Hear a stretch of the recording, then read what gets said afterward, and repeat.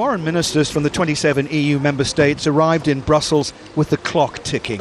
They had just 5 days to reach agreement before the Syrian arms embargo expired. The European community deeply divided. Britain's Foreign Minister William Hague argued the case for lifting the embargo and arming the opposition. We've tried on all previous occasions on this to make sure that there's still a common EU policy. But of course, if we can't have one in the future, then each country will have to ensure it has its own sanctions, or the sanctions regime will have to be reconstructed. The Austrian Foreign Minister, however, was fundamentally opposed to arming the rebels.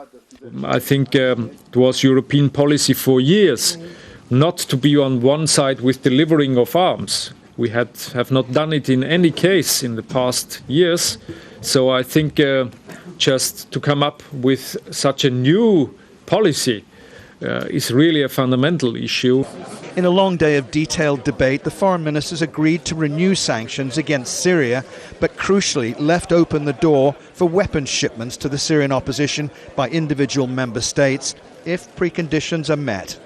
With regard to the possible export of arms to Syria, the Council took note of the commitment by Member States to proceed in their national policies as follows. The sale, supply, transfer or export of military equipment or of equipment which might be used for internal repression will be for the Syrian National Coalition for Opposition and Revolutionary Forces and intended for the protection of civilians.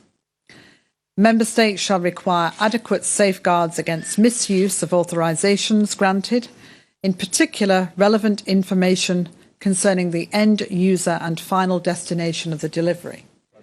Foreign ministers will gather before the 1st of August and after the Geneva II peace conference to determine when the export of military equipment to the opposition will commence.